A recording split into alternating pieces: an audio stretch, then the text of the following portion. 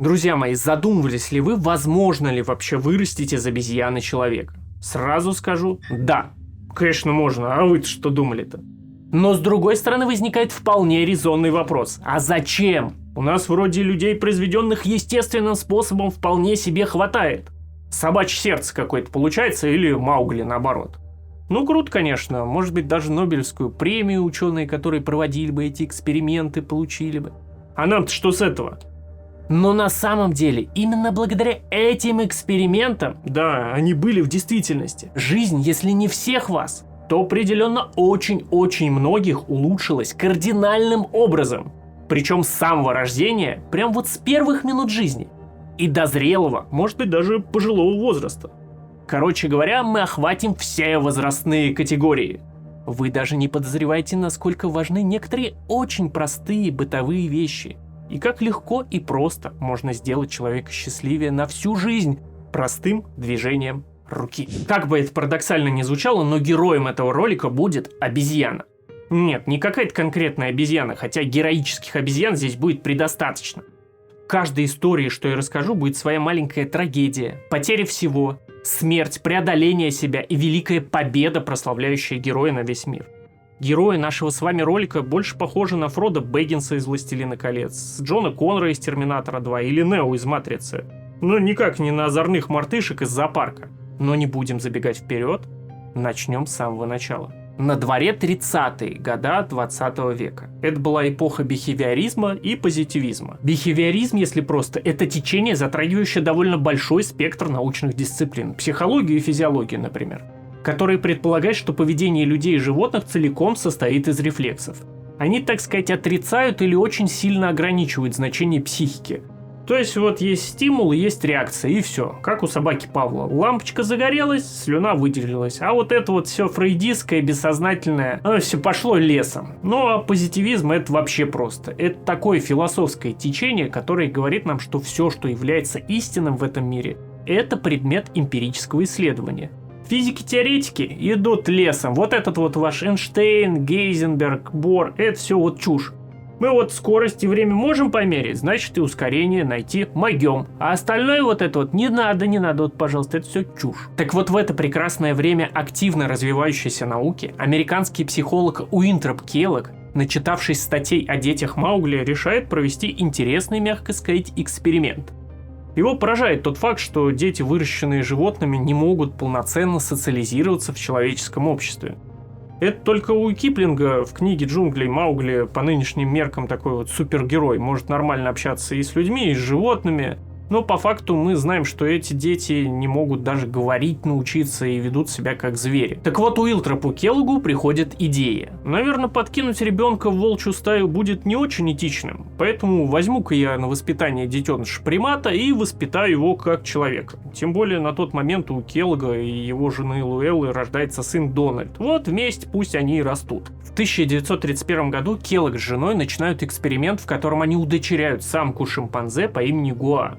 Ее насильно забрали от мамы примерно в 7-месячном возрасте. И обезьянку начинают растить вместе с мальчиком 9 или, по другим данным, 10 месяцев. Обоих малышей, и человеческого, и обезьяньего, начинают воспитывать абсолютно одинаково. Их одевают в одинаковую одежду, укладывают спать в абсолютно одинаковые кроватки, начинают кормить с ложечки, моют и обучают. Забегу вперед и скажу, что малыши довольно быстро подружились, несмотря на все различия. Они довольно быстро начали играть друг с другом, улыбаться, обниматься, ну в общем вести себя, как ведут себя обычные человеческие младенцы в их возрасте. Ну и как вы понимаете, эта история не может кончиться хэппи-эндом. Кончается она весьма трагично, но об этом чуть позже. В самом начале эксперимента удивляло то, что маленькая Гуа, хоть и была моложе своего человеческого брата, но превосходила его чуть ли не по всем пунктам. Она была сильнее, у нее уже были все зубы, в то время как у Дональда прорезалось только 2, а длинные руки позволяли ей перемещаться куда проворнее. Через несколько месяцев после того, как малыши привыкли друг к другу, Келлог проводит ряд, на первый взгляд, странных, а иногда даже жестоких тестов. Ну, например, он бил детишек по голове и слушал, какой будет звук, глухой или звонкий. И да, тест подтвердил, что кости Гуа более твердые, что, собственно, и так было известно из рентгеновских снимков. Или, например, проверял реакцию детишек, усадил их перед камерой и выстрелил сзади них в воздух. Ну и тут Гуа тоже, кстати, была проворнее. Она быстрее продемонстрировала реакцию. Непонятно, правда, зачем все эти тесты были, ведь они просто подтверждают, что и так всем давно известно. Шимпанзе вырастают быстрее людей. Как я говорил раньше, малышей воспитывали абсолютно одинаково. У них один распорядок дня и одинаковые вещи. Гуа довольно быстро приспособилась спать в детской кроватке, и когда тоже ради эксперимента кроватку убрали, она начала кричать от отчаяния. Реакции сонной обезьянки были очень похожи на реакции человеческого ребенка. Когда ее брали на ручки, она прижималась к взрослому, а когда ее просто будили и легонько приподнимали, она отмахивалась и пыталась улечься спать опять. Вот прям как вас будили в детстве в школу или в детский сад. Хотя зачем так далеко забегать? Прям как вот вас сейчас будет 10 будильников на работу или в университет. Первый тревожный звоночек как раз связан с кроваткой. Через пару месяцев после начала эксперимента Гуа начала сооружать гнездо из простынок у себя в кроватке, прямо как это делают шимпанзе на деревьях в дикой природе. Причем никто никогда не показывал ей, как это делать. Очевидно, что определенные аспекты поведения животного передаются генетически. Но не забывайте, на дворе у нас 1930-е, и эксперимент продолжается. Show must go on! Хоть поначалу Гуа демонстрировала более высокий уровень развития, чем Дональд, но все меняется, когда начали формироваться навыки чтения, речи, а также абстрактного мышления. Да, малышка-шимпанзе, как и человеческий ребенок, могла указывать пальцем на интересующие ее вещи, но вот никакой способности к речи у Гуа не наблюдалось. Она даже не пыталась произнести даже самые простые слова, хотя понимала некоторые из них. Малышка-шимпанзе проявляла большую смекалку во всем, что касается подвижности и добычи пропитания. А вот с фантазией у нее было туговато. В одном из тестов Келлог положил лакомство за решетку, и достать его можно было только с помощью палки. Ну тут оба ребенка справились одинаково хорошо. Но вот когда Гуа дали карандаш, она не знала, что с ним делать. То в рот его засунет, то в нос. А Дональд взял его и сразу начал рисовать, как все остальные человеческие дети. Или вот, например, игра в ладушки. Дональд сразу освоил ее и весело играл с родителями. А Гуа так и не смогла ей научиться. Обоим малышам нравилось проводить время вместе. Они играли, обнимались, радовались, когда видели друг друга, и грустили, когда одного из них ругали взрослые. Прямо как самые обычные человеческие дети. Однако в попытке вырастить из обезьяны человека Келлоги убедились, что есть ряд непреодолимых препятствий, мешающих этому процессу. Как говорил Уинтроп Келлог, Гуа, воспитываемая как человеческий ребенок, вела себя как человеческий ребенок, за исключением тех случаев, когда ей мешали ее тело и мозг. Да, малышка Гуа показала значительные успехи, но приобрести ключевые навыки, такие как речь, она не смогла. Наоборот, малыш Дональд, вместо того, чтобы подтягивать за собой свою сестренку, начал отставать в развитии. К 19 месяцам он знал всего 3 слова, а еду просил не простым человеческим словом, как другие младенцы, например, «да» или «кушать», а крича и ухая прямо как его сестренка-шимпанзе. Келлогов не на шутку напугало отставание сына в развитии, и они решают прекратить эксперимент. Всего Дональд и Гуа провели вместе 9 месяцев из запланированных 5 лет. Шимпанзе, конечно, научилась прямохождению, стала использовать ложку, вилку во время еды. Но вот человеком она все-таки не стала. Малышка Гуа лишается семьи второй раз за свою короткую жизнь. Ее отправляют в обезьяний питомник 28 марта 1932 года. Эксперимент подвергся критике как со стороны защитников животных, так и со стороны защитников детей. Первые считали неэтичным 2 раза подряд лишать бедную малышку Гуа семьи и вырывать ее из привычной среды обитания. А вторые, наоборот, заявляли, что это опасно растить ребенка бок о бок с диким животным. Ведь для того, чтобы растить детеныша обезьяны вместе с людьми, ребенок-то, по сути дела, не требовался. И, собственно, это и правда. Вы, кстати, как думаете, это жестоко по отношению к малышам или ради науки такие жертвы необходимы? Подождите еще совсем чуть-чуть, и я расскажу вам о дальнейшей судьбе Дональда и Гуа. А пока немного о том, как же в научной среде отреагировали на эксперимент Келлогов.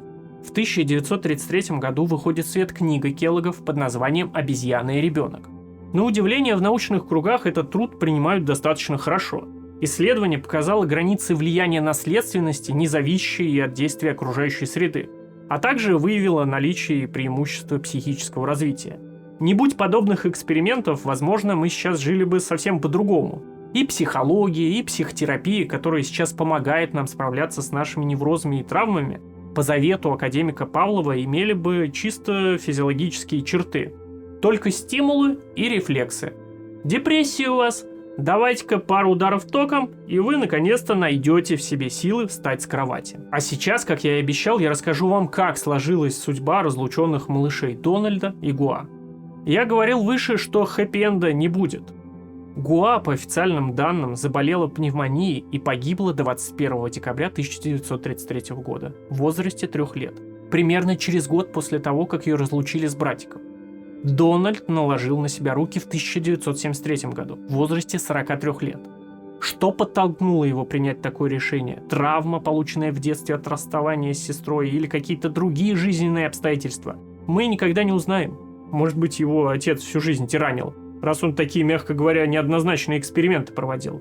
Все возможно же, правильно? Хотя во всех источниках, дошедших до нас, Уинтроп Келлог описывается как активный, добрый и очень увлеченный человек. Он, кстати, потом бросит заниматься приматами и почти до конца жизни будет изучать дельфинов и механизм их эхолокации. Друзья мои, вы можете подумать, что я вас обманул, но обещал же, что расскажу про то, как обезьяна стала человеком. Всему свое время. Мы же с вами наблюдаем за тем, как происходит развитие нашего героя, нашей собирательной обезьяны, которая, подобно Фроду Бэггинсу, уже прошла немалый путь. Ее выдернули из привычного любимого мира и вынудили приступить в странствие. Не просто так, а для того, чтобы ни много ни мало, а сделать человека счастливым. Впереди нас ждет следующее испытание. Нашей обезьянке предстоит показать человеку, как правильно воспитывать детей, а также рассказать, как взрослому человеку справиться со своими психологическими проблемами. Дальше, если верить книгам по написанию сценариев на $1 миллион, герой должен пройти главное испытание.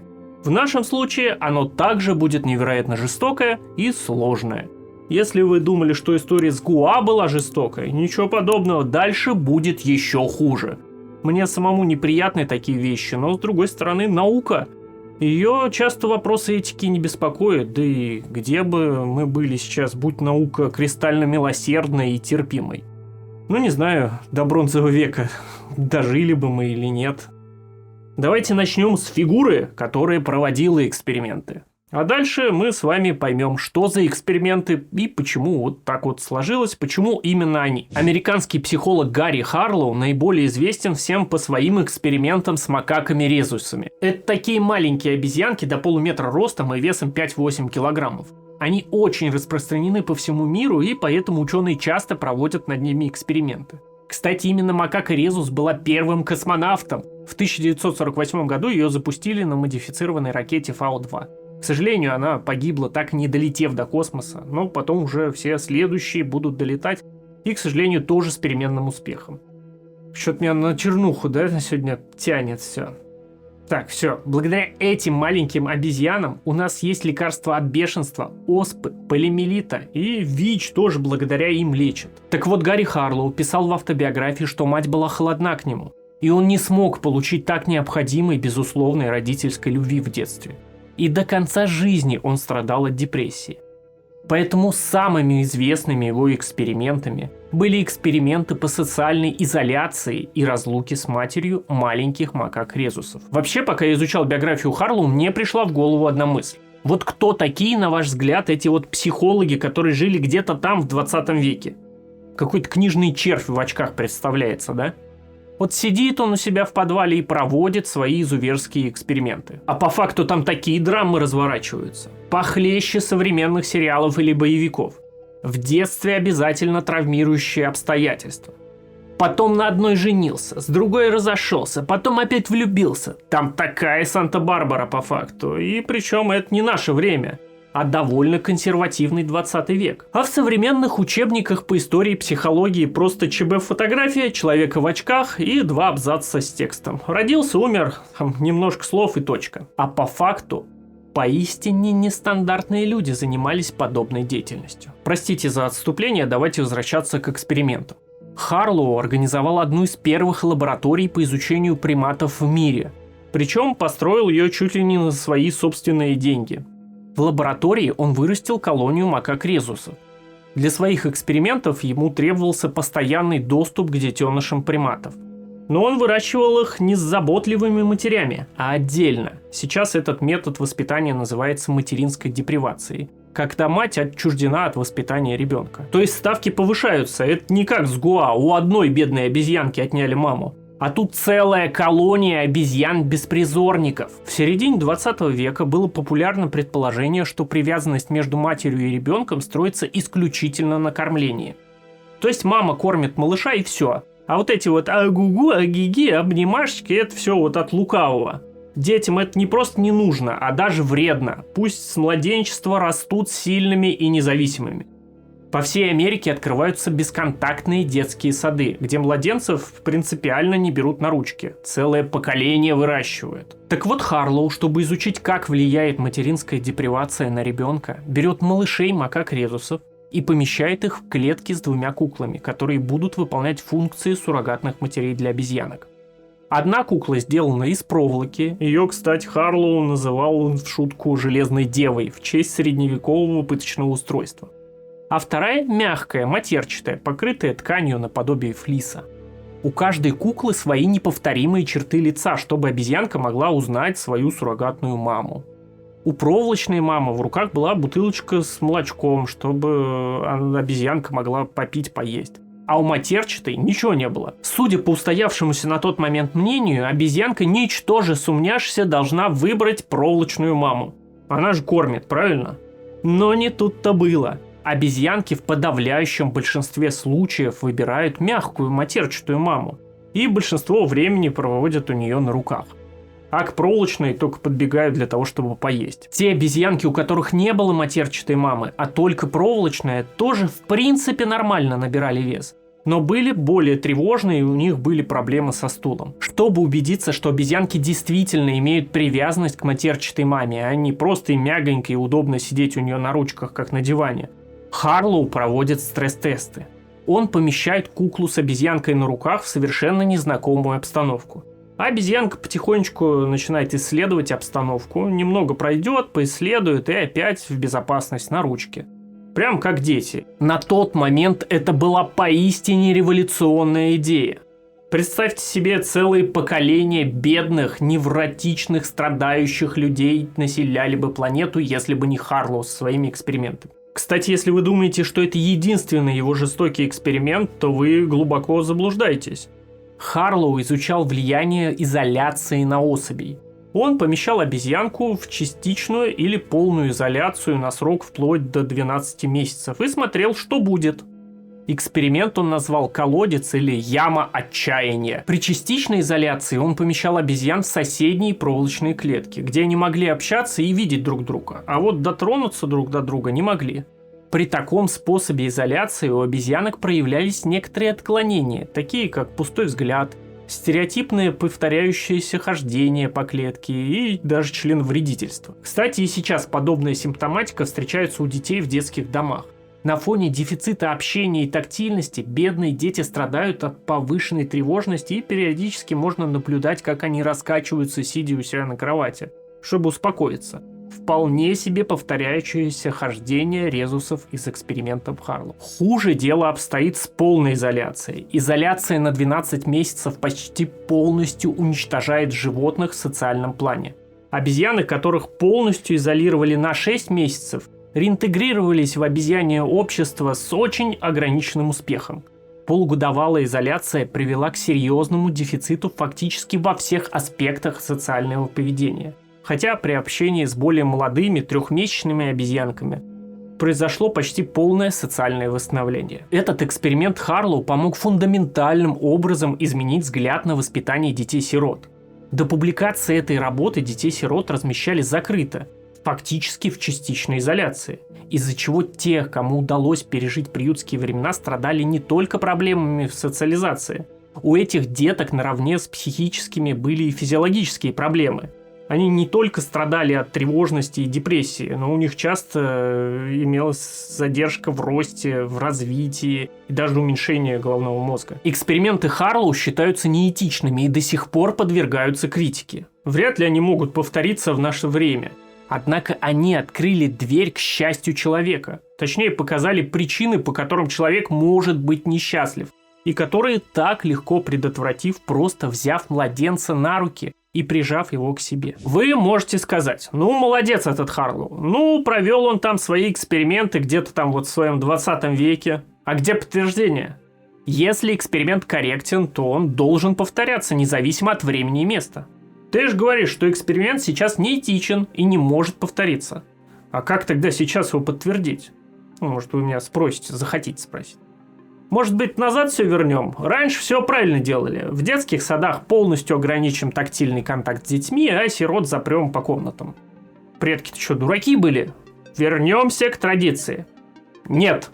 Эксперименты Харлоу действительно были подтверждены, только уже в более позднее время. И на крысах. Да не просто подтверждены, да еще и расширены и углублены. Вы точно удивитесь от того, как на самом деле все это работает. Все, как всегда, просто и гениально. Относительно недавно были выявлены ключевые аспекты родительской заботы. И как они влияют на взрослую жизнь и старение. И какие эффекты этой самой заботы и почему могут передаваться из поколения в поколение. В 1970-х годах доктора Синтия Кун и Сол Шанберг решают открыть биологические факторы, влияющие на рост младенца. Они сразу выяснили, что для нормального роста одного питания недостаточно, есть что-то еще. В своих экспериментах Кун и Шанберг изолируют новорожденных крысят от матерей и начинают просто их кормить. И ничего не происходит, крысята не растут. Уровень гормона роста настолько низок, что не позволяет развиваться организму. Когда замерили уровень кортикостерона, это основной гормон стресса у крыс, у нас в таком объеме эту функцию выполняет кортизол. Так вот, уровень кортикостерона в организме крысят не изменился. То есть каких-то нарушений в мозге или в целом в организме не наблюдалось. Так почему не растет-то? Достаточное питание есть, дополнительного стресса нет. Ну, раз не в организме крысенка и не в питании, значит дело очевидно в контакте с матерью. И вы думаете, что раз с обезьянами все было настолько жестоко, то может быть с крысами обойдется? Нет. Ученые не были бы учеными, если бы не было жестоких экспериментов. Доктора начали возвращать крысятам мам, но не позволяли крысятам полностью чувствовать мать и держали их в частичной изоляции. Какие-то могли нюхать и трогать мать, какие-то слышать и нюхать, а какие-то трогать и нюхать. Независимо от вида такой изоляции, у детенышей все равно были заметно снижены показатели роста. Потом Кун и Шанберг воссоединили несколько крысят с мамами. Самки в этом случае выкапывают гнездо в углу клетки и сажают туда детенышей и начинают беспрестанно вычесывать и вылизывать их. И детеныши начинают резко набирать в весе, и вскоре они возвращаются к норме по всем показателям. Как мы видим, материнское поведение чрезвычайно важный фактор, влияющий на здоровье ребенка, и, как вы можете догадаться, он также влияет на всю последующую жизнь.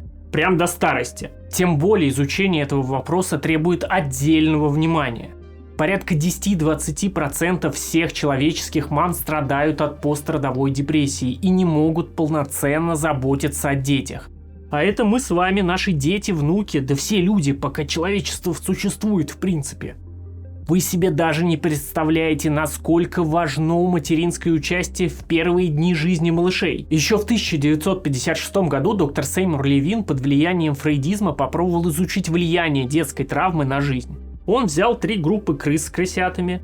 Первая группа содержалась вместе с самкой, но детенышей периодически ненадолго забирали и помещали в отдельную камеру и воздействовали на крысят умеренным разрядом электрошока. Ну, током били по-простому.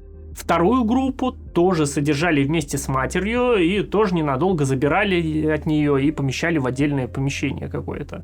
Но не били током. И третью группу вообще ничем не били, просто отстраняли от самки и не прикасались к ним. И как вы понимаете, самыми травмированными и неадаптированными к взрослой жизни оказались даже не те крысята, которых били током, а третья группа. Те, которые были лишены материнской заботы. Настолько важно внимание матери к ребенку. Так что же сделать для того, чтобы убрать негативные последствия от недостаточного общения ребенка и матери? Как же спасти наших детей? Нужен обязательный тесный контакт воспитателя и ребенка. Не обязательно, чтобы это была именно мать, но желательно, конечно же. Исследования показали, что проведение массажа стабильным недоношенным детям всего лишь в течение 10 дней увеличивает их скорость роста на 50% по сравнению с недоношенными детьми, которым не делали массаж. И дети, которым делали массаж, больше бодрствовали и демонстрировали снижение стрессового поведения. Меньше плакали, гримасничали, дергались. В настоящее время совершенно ясно, что привязанность воспитателя к младенцу является неотъемлемой частью нормального физического, эмоционального и когнитивного воспитания не только для людей, но и большинства млекопитающих на планете Земля. В современных родильных домах младенцев часто кладут на грудь маме сразу после родов. Новорожденные после этого растут быстрее, лучше терморегулируются и даже лучше начинают сосать грудь. С младенцами разобрались, однако помните, в начале ролика я обещал рассказать про взрослых. И вот сейчас настало время, когда мы поговорим о нас с вами. Действительно, за 20 век накоплено громадное количество информации о последствиях материнской депривации. Но остался один вопрос. Как поведение матери или его отсутствие влияет на жизнь потомства уже в долгосрочной перспективе? Сохраняется ли эффект отделения от матери во взрослом возрасте? Уже в наше время доктор Майкл Мини ставит задачу ответить на этот вопрос. В своих экспериментах он также брал несколько крысиных мам с новорожденными крысятами. Он заметил, что крысиные мамы бывают разные. Некоторые выкапывают гнездо, помещают туда новорожденных крысят, ложатся таким образом, чтобы у крысят был постоянный доступ к молоку и интенсивно вылизывают своих деток. Назовем их хорошие мамочки. И есть плохие мамочки. Они выкапывают гнездо, ложатся так, чтобы крысятам для того, чтобы поесть, нужно было ползти до нее, и вылизывают очень редко то одного, то другого, как попадет. Для чистоты эксперимента доктор Мини взял несколько крысят от хорошей мамочки и положил их плохой, и наоборот. Результат, как вы понимаете, был очевиден. Во взрослом возрасте детеныши, выращенные хорошей мамочкой, демонстрировали притупленную реакцию на стресс. В их организме в принципе был снижен общий уровень гормона стресса. Рецепторы, реагирующие на эти гормоны, сформировались таким образом, что у них в принципе была более спокойная реакция на раздражитель. Уровень ГАМК, гамма-аминомасляной кислоты, а это важнейший нейромедиатор нервной системы, отвечающий очень много за что, от воспалительных процессов до восстановления роста. У крысят, воспитанных плохой крысиной мамашей, был снижен, что в свою очередь и привело к усилению реакции на страх и повышению уровня тревожности. Но самое неприятное то, что из-за всех этих негативных воздействий самки, воспитанные плохими крысиными матерями, сами становились плохими крысиными матерями. И весь этот негативный процесс накапливается в популяции как снежный ком. Перенесите это на людей, и станет понятно, почему в наше время так популярна психология и психотерапия, и почему каждому второму прописывают антидепрессанты. Если вы смеялись над этим, типа это все чушь, я пойду вот с друзьями пивка попью и все пройдет. О, не пройдет. Когнитивные проблемы накапливаются в человеческой популяции поколениями. И это реальная катастрофа, с которой человечество пока не знает, как бороться. И, кстати, есть предположение, что на развитие психических заболеваний отсутствие материнской заботы тоже влияет. А хороший материнский уход в самом раннем возрасте, в свою очередь, способствует успешному когнитивному старению, предотвращая процессы в мозге, которые вызывают такие неприятные заболевания, как деменция или старческое слабоумие. И даже риск появления таких заболеваний, как диабет и некоторые формы рака, тоже увеличивается из-за недостатка материнской заботы. Теперь вы понимаете, насколько это важно, а такой подход к пониманию материнской заботы охватывает вообще весь период жизни индивида от младенчества до старости. Ну а что насчет людей? С ними-то какие-то исследования проводились или все только крысам с обезьянами отдуваться пришлось? Действительно, в 2009 году были проведены исследования людей, наложивших на себя руки, и оказалось, что в их организме присутствуют те же особенности, что и у крысят, воспитанных плохими матерями. А также материнская депривация негативно влияет на микробиоту кишечника и имеет прямую корреляцию с возникновением депрессии. Только вот не надо паниковать раньше времени. Современная медицина способна успешно медикаментозно исправлять большинство вышеперечисленных проблем и привести человека в норму. Поэтому главное не игнорировать свои проблемы и вовремя обратиться к врачу. Вот так, друзья. Началось все с попытки узнать, можно ли вырастить из обезьяны человека, и привело нас к важнейшим и пока неразрешенным проблемам всего человечества. Причем вообще всех людей, от младенцев до стариков. Однако, хоть пока эта проблема отсутствия корректного родительского воспитания не решена, но тот факт, что она уже выносится за границы лабораторий, уже является хорошей новостью. Осознание проблемы – это уже половина ее решения. И мы с вами, просто поднимая этот вопрос, уже делаем более счастливыми и здоровыми не только нас с вами, но и будущее поколение людей. А теперь вернемся к нашему основному тейку. Помните, вначале я обещал рассказать, как все-таки можно сделать из обезьяны человека? Так вот, наш главный герой, наша собирательная обезьяна, совершила невероятный подвиг. Благодаря ей, ну и крысам, конечно же, куда же в науке без крыс, правильно? Человечество стало счастливее и здоровее. Теперь настало время награды. По-моему, комфорт человеческой жизни эта обезьяна вполне заслужила. Так давайте посмотрим, как она начала становиться человеком, как проявляется и крепнет самосознание, рождается личность, а обезьяна, подобно годовалому ребенку, начинает произносить свои первые слова. Потом встает на 2 ноги и надевает человеческую одежду.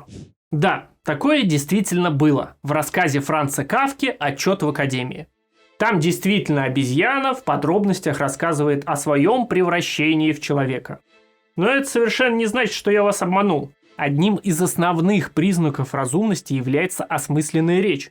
Мы с вами уже убедились, что тактильный контакт имеет огромное значение для нормального функционирования млекопитающих. Вы наверняка неоднократно видели, как какие-нибудь обезьянки сидят и ковыряются друг у друга в шерсти. То блошек ищут, то просто поглаживают. И теперь понятно, что это не просто косметическая процедура, а важнейший элемент общения между особями. Так вот, есть предположение, что речь отчасти сформировалась именно по причине того, что человек потерял шерсть. А общаться как-то надо, поэтому было принято решение сделать бесконтактное общение.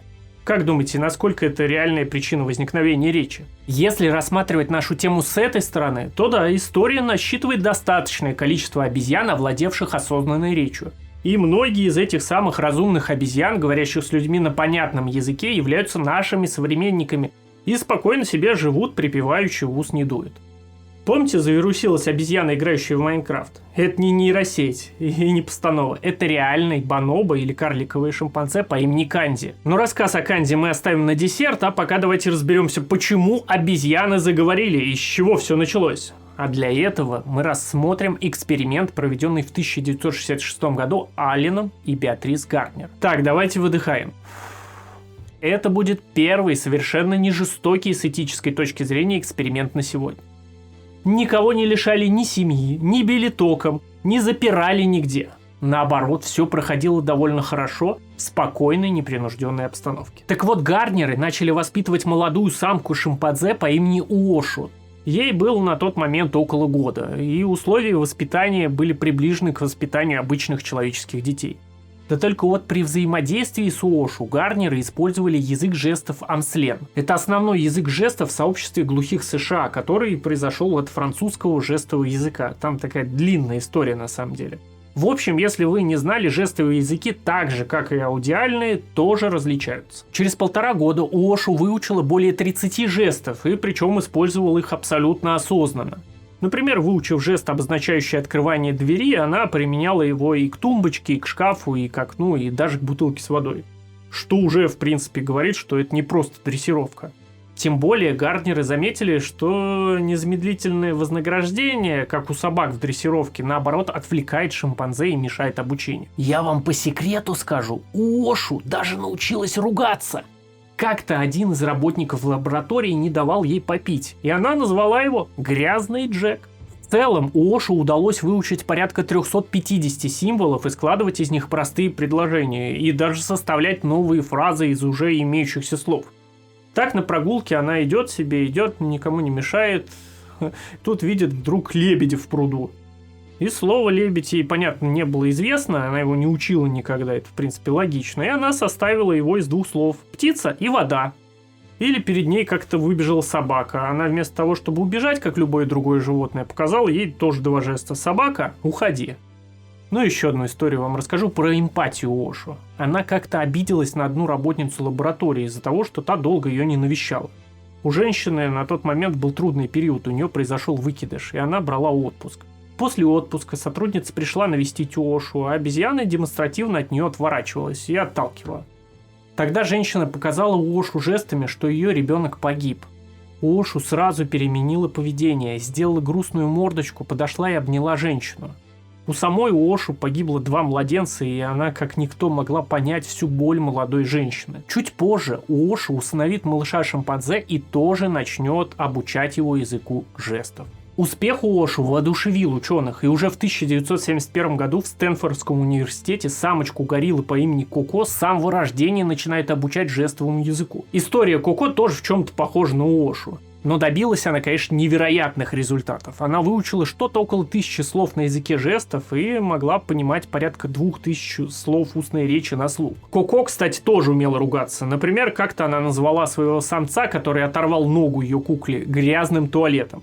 И, кстати, чувство юмора у нее тоже было. Как-то она назвала себя прекрасной птичкой и потом сказала, что это шутка, конечно же. Изучая историю Ошу и Коко, закрадывается вопрос, а в полной ли мере они вообще обезьяны? Конечно, у них присутствует самосознание, как и у некоторых высших животных, таких как дельфины и слоны. Но вот вам одна занимательная история. Не буду обманывать, не знаю точно, с Ошу или с Коко она произошла. Там один научный сотрудник из МГУ говорит, что с Ошу, другой ученый из Стэнфорда говорит, что с Коко. В целом это не важно, может быть, они обе участвовали в подобных экспериментах. Так вот, подопытные обезьяне дали фотографии различных людей и животных и попросили разложить по стопочкам, в отдельную животных, в отдельную людей. Так вот, все шло нормально, пока обезьяна не наткнулась на свою собственную фотографию и не положила ее, конечно же, в стопку с людьми. Хотя остальных обезьян она положила к животным. Вот что это, на ваш взгляд? Рождение личности и самоосознание себя человеком или просто хорошая дрессировка умного животного? Кстати, в эксперименте и с Ошу, и с Коко сторонников второй точки зрения было предостаточно. И все они высказывали свою критику. Дескать, обезьяны не понимают никакие слова, а просто невербально за счет мимики, жестов и интонации догадываются, что от них хотят, прям как вот в дикой природе. Хотя с той же Коко проводили эксперименты, где и ровным, лишенным интонации механическим голосом отдавали очень неочевидные команды. Например, выдавить зубную пасту на бутерброд или колу в молоко вылить. И она прям выполняла их прям вот как человек. Именно для таких любителей критики, не признающих эксперименты с Ошу и Коко, придумали специальный полноценный язык и научили обезьян на нем говорить. Да, один из основных доводов от критиков, опровергающих разумность Ошу и Коко, был в том, что они разговаривали на мслене, а это не совсем полноценный язык, он сильно урезан и лишен части структур, присущих полноценному языку. Например, амслен лишен части синтаксиса. Хорошо, что эти критики не облечены властью. Представь себе, что бы стало бы с глухими, разговаривающими на амслене. Разговариваешь на неполноценном языке? Вольер? Так вот, специально для того, чтобы разбить аргументы этих критиков, и придумали специальный обезьяний язык – йоркиш. Назван он в честь Йоркского национального центра изучения приматов, в котором его и придумали в 70-х годах 20 века. Ученые специально придумали очень простой, но в то же время имеющий четкую синтактическую структуру язык. Этот язык состоит из картинок, и нет, они не изобрели эмодзи. Для чистоты эксперимента каждая картинка, а называются они лексиграммами, не имела прямого изображения того, что она означает. У лексиграмм больше общего с современными китайскими иероглифами, чем с эмодзи. Вот вам пример построения предложений с помощью лексиграмм, которые учила шимпанзе по имени Сара. Ну, тут все критики идут лесом. Без понимания принципа языка просто бездумно таким языком пользоваться не получится. Проще, наверное, буквы в сумку закинуть, потрясти, высыпать на землю, а из них как-то вот сказка «Курочка-ряба» сложится. Первой обезьяной, которую обучали йоркишу, была самка шимпанзе по имени Лана. Перед ней стояла панель с лексиграммами, и она, нажимая их в определенном порядке, могла выстраивать предложения. Там, кстати, и утвердительные, и вопросительные предложения были. Например, просьба всегда начиналась со слова «пожалуйста». То есть Лана могла написать «пожалуйста, дайте вкусняшку». Открывался люк, вылазила вкусняшка. «Пожалуйста, включите фильм». И вот обезьяна уже смотрит кино. С 70-х годов довольно много обезьян прошли через обучение йоркишу. Но мы сегодня остановимся на поистине феерической обезьяне. Бонобо Канзи. Вот тот, что играл в Майнкрафт. Чтобы сходу вас убедить в гениальности Канзи, расскажу, что его IQ 90. Это какое-то чудо по обезьяньим меркам. Например, один из самых популярных русскоязычных стримеров Владимир Братишкин набрал в IQ-тестировании 89. На 1 пункт ниже, чем Канзи. Не, я не могу этот тест решать, дайте что-нибудь попроще. Вова, если что, не хотел тебя как-то оскорбить, со всем уважением.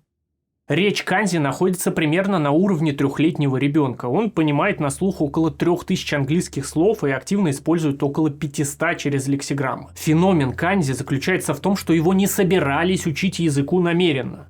Его воспитывала самка бонобо по имени Матата, которую как раз-таки и обучали Йоркишу, а он просто сопровождал ее на занятиях. И в один прекрасный день он просто заговорил.